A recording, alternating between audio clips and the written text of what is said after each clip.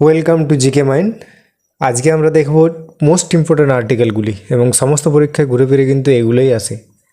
আর অনেকের মনে প্রশ্ন থাকে যে আর্টিকেলগুলো মনে রাখবো কীভাবে। তাদেরকে আমি একটাই কথা বলবো যে প্র্যাকটিস, বারে বারে রিভিশন করো, দেখবে ঠিকই মনে থাকবে।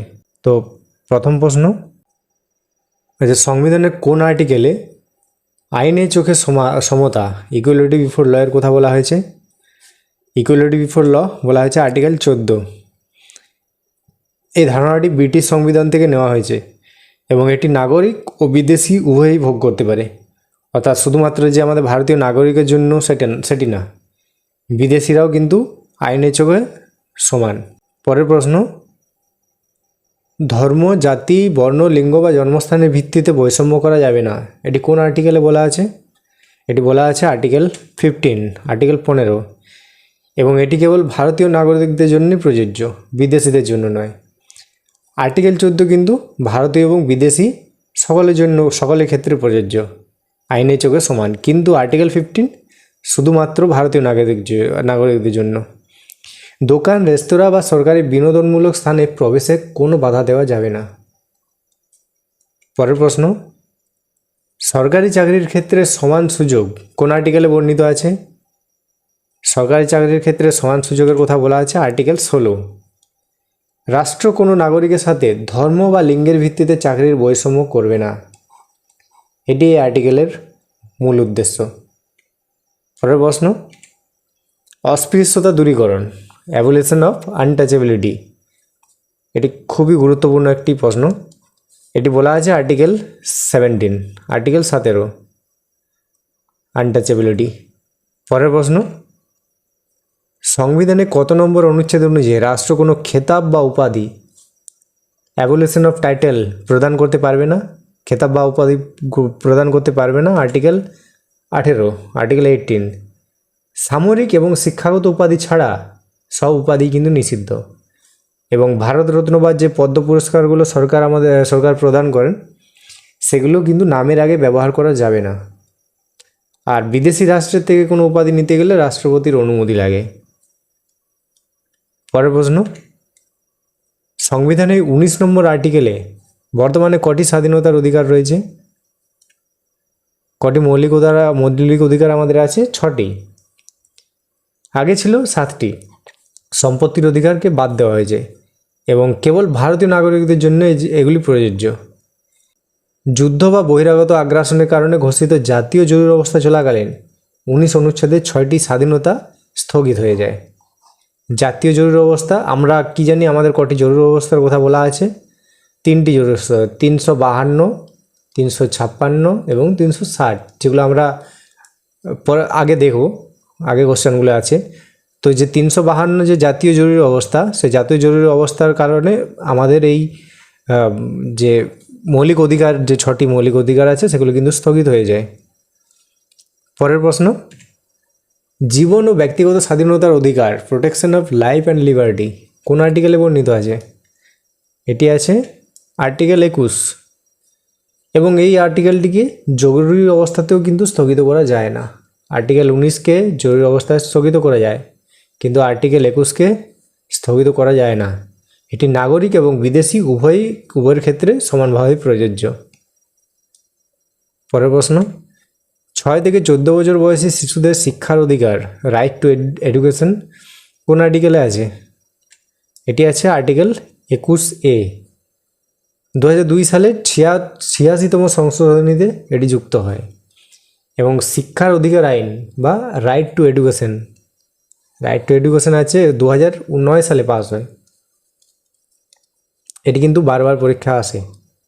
পরের প্রশ্ন, কারখানায় শিশু শ্রম নিষিদ্ধ করা হয়েছে কত নম্বর আর্টিকেল অনুযায়ী? আর্টিকেল 24। 14 বছরের কম বয়সী শিশুদের ঝুঁকিপূর্ণ কাজে নিয়োগ করা নিষিদ্ধ। পরের প্রশ্ন, মূল সংবিধানের সম্পত্তির অধিকার কত নম্বর আর্টিকেলে ছিল যা পরে বাতিল হয়ে যায়? প্রথমে কোন আর্টিকেলে ছিল? প্রথমে ছিল আর্টিকেল 31, যেটি কিন্তু বাতিল করা হয়েছে 1978 সালে 74তম সংশোধনীতে। এটি মৌলিক অধিকার থেকে বাদ দেওয়া হয় এবং বর্তমানে আর্টিকেল 300A তে এটি একটি আইনি অধিকার হিসাবে বর্ণিত করা হয়েছে এটিকে। রাইট টু প্রপার্টি এখন আর্টিকেল 300A-তে আছে, আগে যেটি ছিল আর্টিকেল 31-এ। পরের প্রশ্ন, ডক্টর বি.আর. আম্বেদকর কোন আর্টিকেলকে সংবিধানের হৃদয় বার্তা বলেছেন? এটি তো সকলে জানি এবং খুবই গুরুত্বপূর্ণ, আর্টিকেল 32। এর মাধ্যমে সুপ্রিম কোর্ট 5টি রিট জারি করতে পারে। সুপ্রিম কোর্ট রিট জারি করে কোন আর্টিকেল অনুযায়ী? আর্টিকেল 32 অনুযায়ী। রিট হলো সুপ্রিম কোর্ট বা হাইকোর্টের আদেশ বা নির্দেশ, এবং 5 রকমের রিট সুপ্রিম কোর্ট জারি করতে পারে, সেগুলো বলা আছে আর্টিকেল 32-এ। এবং মৌলিক অধিকার লঙ্ঘিত হলে সরাসরি সুপ্রিম কোর্টে যাওয়া হয় এই আর্টিকেল 32 দ্বারা। পরের প্রশ্ন, গ্রাম পঞ্চায়েত গঠনের কথা সংবিধানের কোন আর্টিকেলে বলা হয়েছে? গ্রাম পঞ্চায়েত গঠনের কথা বলা হয়েছে সংবিধানে আর্টিকেল 40। 73তম সংশোধনী আইন 1992-এর মাধ্যমে পঞ্চায়েত রাজ ব্যবস্থা আইনি রূপ পেয়েছে, এবং 1959 সালে রাজস্থানের নাগৌর জেলায় প্রথম পঞ্চায়েত ব্যবস্থা চালু হয়েছিল। ভীষণ গুরুত্বপূর্ণ, প্রথম পঞ্চায়েত ব্যবস্থা চালু হয়েছিল রাজস্থানের নাগৌর জেলায় 1959 সালে। পরের প্রশ্ন, ইউনিফর্ম সিভিল কোড বা ইউসিসি বা অভিন্ন দেওয়ানি বিধি কোন আর্টিকেলে আছে? ইউসিসি আছে আমাদের আর্টিকেল 44। স্বাধীন ভারতের প্রথম রাজ্য হিসাবে উত্তরাখণ্ড ইউসিসি প্রথম লাগু করে 2025 সালে। স্বাধীন ভারতের প্রথম রাজ্য উত্তরাখণ্ড, যে ইউসিসি লাগু করেছিল, এবং গোয়া স্বাধীনতার আগে থেকেই একটি ইউসিসি অনুসরণ করে আসছে, স্বাধীনতার আগে থেকেই। পরের প্রশ্ন, পরিবেশ সংরক্ষণ ও বন্যপ্রাণী সুরক্ষার কথা কোন আর্টিকেলে বলা আছে? বন্যপ্রাণী সুরক্ষার কথা বলা আছে আর্টিকেল 48A। এটিও কিন্তু 42তম সংশোধনীর মাধ্যমে যুক্ত হয়েছিল, আর 42তম সংশোধনীকে আমাদের বলা হয় মিনি কনস্টিটিউশন। পরের প্রশ্ন, বিচার বিভাগকে শাসন বিভাগ থেকে পৃথক করা হয়, separation of judiciary from executive. এটি কিন্তু যে সিএইচএসএল, এমটিএস, এসএসসি, জিডি এগুলোর জন্য একটা ভীষণ গুরুত্বপূর্ণ প্রশ্ন। শাসন বিভাগ থেকে, বিচার বিভাগকে শাসন বিভাগ থেকে পৃথক করা হয়েছে আর্টিকেল 50। পরের প্রশ্ন, আন্তর্জাতিক শান্তি ও নিরাপত্তা বজায় রাখা কোন আর্টিকেল অনুযায়ী? আর্টিকেল 51, এবং এটি নির্দেশমূলক নীতির শেষ আর্টিকেল। যা নির্দেশমূলক নীতি বলতে যে রাষ্ট্র পরিচালনার নির্দেশমূলক নীতি, directive principle of state policy, DPSP কটি আর্টিকেল আছে আমাদের?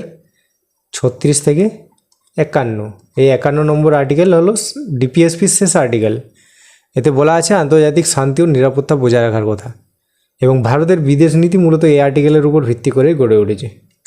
পরের প্রশ্ন, মৌলিক কর্তব্য বা ফান্ডামেন্টাল ডিউটিস কোন আর্টিকেলের অন্তর্ভুক্ত? এটি আমরা সকলে জানি আর্টিকেল 51A। মৌলিক কর্তব্যের ধারণাটি আমাদের নেওয়া হয়েছে রাশিয়ার সংবিধান থেকে, এবং বর্তমানে আমাদের 11টি মৌলিক কর্তব্য রয়েছে, এবং শরণ সিং কমিটির সুপারিশে 42তম সংশোধনীতে এই 11টি ফান্ডামেন্টাল ডিউটিস আমাদের যুক্ত হয়। পরের প্রশ্ন, ভারতের রাষ্ট্রপতির ইমপিচমেন্ট বা অপসারণ কোন আর্টিকেলে আছে? রাষ্ট্রপতির ইমপিচমেন্ট আছে আর্টিকেল 61। সংবিধান লঙ্ঘনের দায়ে রাষ্ট্রপতিকে সরানো যায়, এবং সংসদের যে কোনো কক্ষে এই প্রস্তাব আনা যায়। নেক্সট, রাষ্ট্রপতি কত নম্বর আর্টিকেল অনুযায়ী অপরাধীকে ক্ষমা করতে পারেন? ক্ষমা করার অধিকার আর্টিকেল 72। রাষ্ট্রপতি মৃত্যুদণ্ড মুকুব করতে পারে। পরের প্রশ্ন, প্রধানমন্ত্রীকে রাষ্ট্রপতি নিয়োগ করবেন, এই তথ্য কোন আর্টিকেলে আছে? প্রধানমন্ত্রী নিয়োগ সংক্রান্ত আর্টিকেল হলো আর্টিকেল 75। ভারতের অ্যাটর্নি জেনারেলের কথা কোন আর্টিকেলে বলা আছে? অ্যাটর্নি জেনারেলের কথা বলা আছে আর্টিকেল 76। তিনি ভারতের সর্বোচ্চ আইনকর্তা, এবং তাকে রাষ্ট্রপতি নিয়োগ করেন, এবং তিনি সংসদের অধিবেশনে যোগ দিতে পারেন কিন্তু ভোট দিতে পারেন না। এটি কিন্তু অনেকবার প্রশ্নে এভাবে আসে যে কে সংসদের সদস্য না হয়েও সংসদের অধিবেশনে যোগ দিতে পারেন? Attorney general. তিনি কিন্তু ভোট দিতে পারেন না, এই পয়েন্টটি মাথায় রাখতে হবে। পরের প্রশ্ন, ভারতে একটি সংসদ থাকবে, পার্লামেন্ট থাকবে, এটি কোন আর্টিকেলে বলা হয়েছে? পার্লামেন্ট গঠনের কথা বলা হয়েছে আর্টিকেল 79। আমাদের পার্লামেন্ট তিনটি জিনিস নিয়ে গঠিত, রাষ্ট্রপতি, লোকসভা এবং রাজ্যসভা। এই তিনটি নিয়েই কিন্তু আমাদের পার্লামেন্ট গঠিত। নেক্সট, রাজ্যসভা গঠনের বর্ণনা কোন আর্টিকেলে আছে?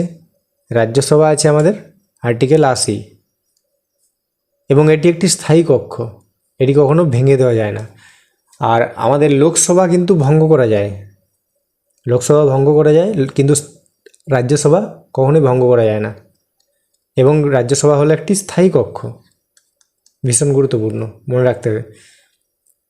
আর রাজ্যসভার সদস্যদের মেয়াদ 6 বছর, ভেরি ভেরি ইম্পর্টেন্ট। রাজ্যসভার সদস্যদের মেয়াদ কিন্তু 6 বছর। লোকসভা গঠনের কথা বলা আছে আর্টিকেল 81, এবং লোকসভা হলো সংসদের নিম্নকক্ষ, উচ্চকক্ষ হলো রাজ্যসভা, নিম্নকক্ষ হলো লোকসভা। রাজ্যসভা হলো স্থায়ী কক্ষ, কিন্তু লোকসভা ভঙ্গ করা যায়, স্থায়ী কক্ষ নয়। এর সদস্যরা প্রাপ্তবয়স্কদের সরাসরি ভোটের দ্বারা নির্বাচিত হন এবং সাধারণ মেয়াদ হয় 5 বছর। লোকসভার সদস্যদের মেয়াদ 5 বছর।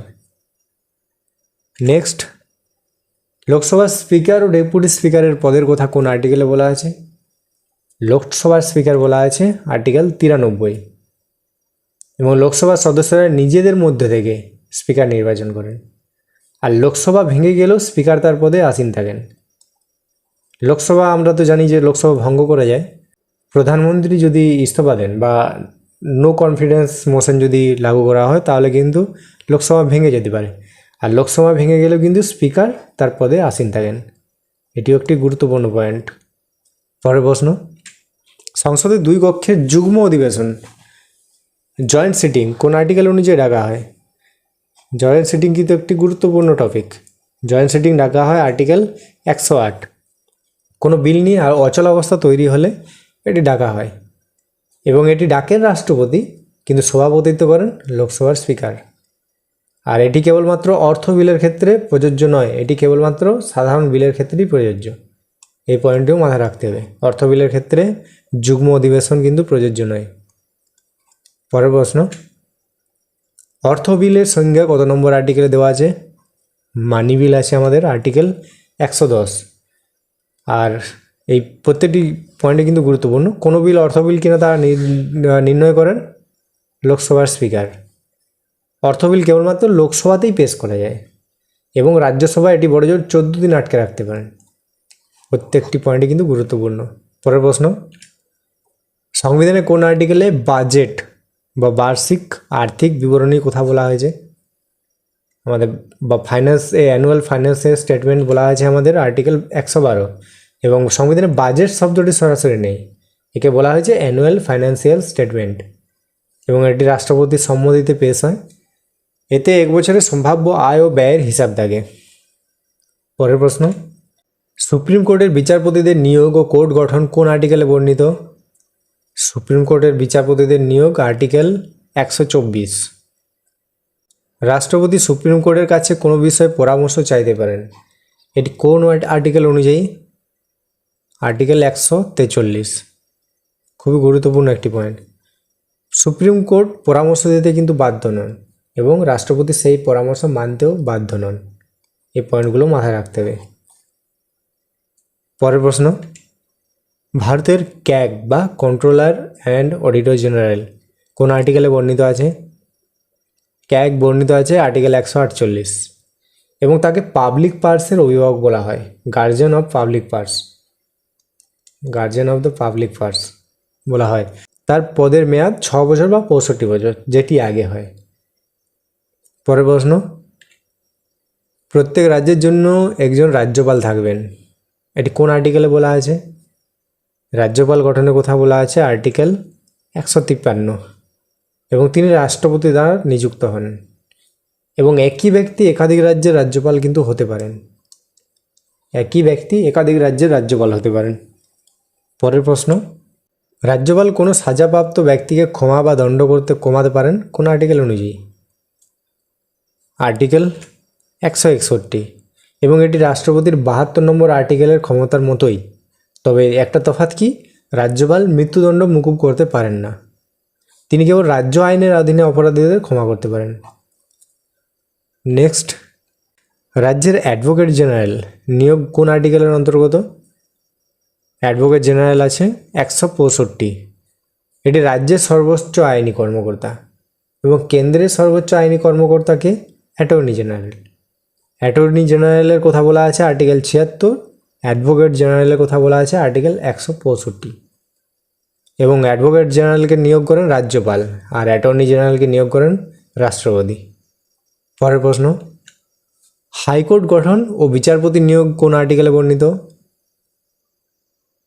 হাইকোর্ট গঠনের কথা বলা আছে আর্টিকেল 214। প্রতিটি রাজ্যে বা একাধিক রাজ্যের জন্য একটি হাইকোর্ট থাকে, একাধিক রাজ্যের জন্য কিন্তু একটি হাইকোর্ট থাকে, অনেক উদাহরণ আছে সেরকম।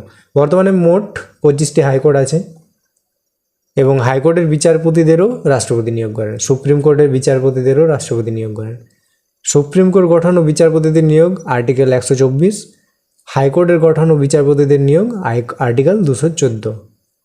পরের প্রশ্ন, আর্টিকেলে রিট জারি করার ক্ষমতা কোন আর্টিকেলের অন্তর্গত? রিট জারি করা আর্টিকেল 226। এবং সুপ্রিম কোর্টের আর্টিকেল 32 অনুযায়ী রিট জারি করে, এবং হাইকোর্ট 226 অনুযায়ী রিট জারি করে। পরের প্রশ্ন, পঞ্চায়েত ব্যবস্থার সংজ্ঞা ও গঠন কোন আর্টিকেলে আলোচনা করা হয়েছে? পঞ্চায়েত ব্যবস্থার গঠন বলা হয়েছে আর্টিকেল 243, এটি 9 নম্বর পার্টে অবস্থিত। এবং 1959 সালে রাজস্থানের নাগৌরে প্রথম পঞ্চায়েত ব্যবস্থা চালু হয়েছিল, এবং 73তম সংশোধনীর মাধ্যমে এটি পূর্ণ সাংবিধানিক মর্যাদা পায়, 73 নম্বর সংশোধনীর মাধ্যমে। পরের প্রশ্ন, অর্থ কমিশন বা ফাইন্যান্স কমিশন গঠন কত নম্বর আর্টিকেলে বলা আছে? ফাইন্যান্স কমিশনের কথা বলা আছে আর্টিকেল 280। এবং প্রতি 5 বছর অন্তর রাষ্ট্রপতি এটি গঠন করেন। রাজ্য এবং কেন্দ্রের মধ্যে রাজস্ব বণ্টনের সুপারিশ করে ফাইন্যান্স কমিশন। এবং বর্তমানে কততম অর্থ কমিশন গঠিত হয়েছে? 16তম অর্থ কমিশন বর্তমানে চলছে। বর্তমানে আমাদের 16তম ফাইন্যান্স কমিশনের কাজ চলছে। পরের প্রশ্ন, সম্পত্তির অধিকার বর্তমানে কত নম্বর আর্টিকেলে একটি আইনি অধিকার হিসাবে আছে? যেটি আগে ছিল মৌলিক অধিকার, এখন সেটি আর্টিকেল 300A আইনগত অধিকারে পরিণত হয়েছে, আইনি অধিকার। 1978 সালে 44 নম্বর সংশোধনীর মাধ্যমে এটি মৌলিক অধিকার থেকে বাদ দেওয়া হয়, এবং এটি এখন আইনগত অধিকার। এটি সংবিধানের 12 নম্বর পার্টে আছে। পরের প্রশ্ন, নির্বাচন কমিশন ইলেকশন কমিশন গঠন কোন আর্টিকেলে? ইলেকশন কমিশনের কথা বলা হয়েছে আর্টিকেল 324। এবং রাষ্ট্রপতি নির্বাচন, উপরাষ্ট্রপতি, সংসদ ও বিধানসভা নির্বাচন পরিচালনা করে ইলেকশন কমিশন। পরীক্ষায় খুবই গুরুত্বপূর্ণ যে রাষ্ট্রপতি নির্বাচন সংক্রান্ত যে ভোটিং প্রক্রিয়া সেটি পরিচালনা করে ইলেকশন কমিশন। পরের প্রশ্ন, ইউনিয়ন পাবলিক সার্ভিস কমিশন এবং স্টেট পাবলিক সার্ভিস কমিশনের গঠনের কথা বলা হয়েছে আর্টিকেল 315। এটি কেন্দ্র ও রাজ্যের মধ্যে পৃথক সিভিল সার্ভিস কমিশনের গঠনের কথা বলে। আর ইউপিএসসি সদস্যদের নিয়োগ করে রাষ্ট্রপতি। পরের প্রশ্ন, জাতীয় জরুরি অবস্থা ন্যাশনাল এমার্জেন্সি, এটি আমাদের আর্টিকেল 352। যুদ্ধ, বহিরাগত আক্রমণ বা সশস্ত্র বিদ্রোহের কারণে এটি জারি করা হয়। এখন পর্যন্ত ভারতে 3 বার এটি জারি করা হয়েছে। ন্যাশনাল এমার্জেন্সি জারি করা হয়েছে 1962 সালে, যে ভারত এবং চীনের যুদ্ধের সময়। 1971 সালে ভারত পাকিস্তান, এবং 1975 সালে আমাদের 3 বার ন্যাশনাল এমার্জেন্সি ঘোষণা করা হয়েছিল, জারি করা হয়েছিল। এটি জারি হলে নাগরিকদের 20 এবং 21 নম্বর আর্টিকেল ছাড়া বাকি সব মৌলিক অধিকার স্থগিত হতে পারে। এটি কিন্তু ভীষণ গুরুত্বপূর্ণ একটি পয়েন্ট। 20 এবং 21 নম্বর আর্টিকেল কোনোভাবেই স্থগিত করা যায় না, বাকি সব মৌলিক অধিকারগুলো স্থগিত হতে পারে। পরের প্রশ্ন, রাজ্যে রাষ্ট্রপতি শাসন প্রেসিডেন্টস রুল বা যেটাকে বলা হয় স্টেট এমার্জেন্সি, সেটি কোন আর্টিকেলে বলা আছে? স্টেট এমার্জেন্সি বা প্রেসিডেন্টস রুল আর্টিকেল 356। রাজ্যের সাংবিধানিক পরিকাঠামো ভেঙে গেলে রাজ্যপালের সুপারিশে রাষ্ট্রপতি এটি জারি করেন, এবং একবারে সর্বোচ্চ 3 বছর পর্যন্ত বাড়ানো যেতে পারে এই রাষ্ট্রপতি শাসন। পরের প্রশ্ন, আর্থিক জরুরি অবস্থা ফাইন্যান্সিয়াল এমার্জেন্সি বলা আছে আর্টিকেল 360। আর্টিকেল 352 আমাদের ন্যাশনাল এমার্জেন্সি, 356 আমাদের স্টেট এমার্জেন্সি বা presidents rule, article 360 financial emergency বা আর্থিক জরুরি অবস্থা। এবং ভারতের ইতিহাসে এখনও পর্যন্ত একবারও এটি জারি করা হয়নি। ন্যাশনাল এমার্জেন্সি কিন্তু আমাদের এই পর্যন্ত 3বার জারি করা হয়েছে, কিন্তু ফাইন্যান্সিয়াল এমার্জেন্সি এখনও পর্যন্ত একবারও জারি করা হয়নি। পরের প্রশ্ন, সংবিধান সংশোধন করার পদ্ধতি বা অ্যামেন্ডমেন্ট কোন আর্টিকেলে বলা আছে? সংবিধান অ্যামেন্ডমেন্টের কথা বলা আছে আমাদের আর্টিকেল 368। এই পদ্ধতিটি গ্রহণ করা হয়েছে দক্ষিণ আফ্রিকার সংবিধান থেকে। ভীষণ গুরুত্বপূর্ণ। সংবিধান সংশোধন করার পদ্ধতি কোন সংবিধান থেকে গ্রহণ করা হয়েছে? দক্ষিণ আফ্রিকার সংবিধান থেকে। পরের প্রশ্ন, হিন্দি ভাষাকে ইউনিয়নের সরকারি ভাষা বা অফিসিয়াল ল্যাঙ্গুয়েজ করার কথা কোন আর্টিকেলে আছে? আমাদের অফিসিয়াল ল্যাঙ্গুয়েজ কি? হিন্দি। হিন্দি কিন্তু রাষ্ট্রীয় ভাষা নয়, সরকারি ভাষা। তো সেটি বলা আছে আর্টিকেল 343-এ। হিন্দি হলো ভারতের সরকারি ভাষা, রাষ্ট্রীয় ভাষা নয়। এবং সংবিধানে কোনো জাতীয় ভাষা বা ন্যাশনাল ল্যাঙ্গুয়েজের কথা কিন্তু উল্লেখ নেই। প্রতি বছর 14 সেপ্টেম্বর হিন্দি দিবস পালিত হয়। Channel my सकरपारा सकरपारा सुकरपा सिक्रपाइस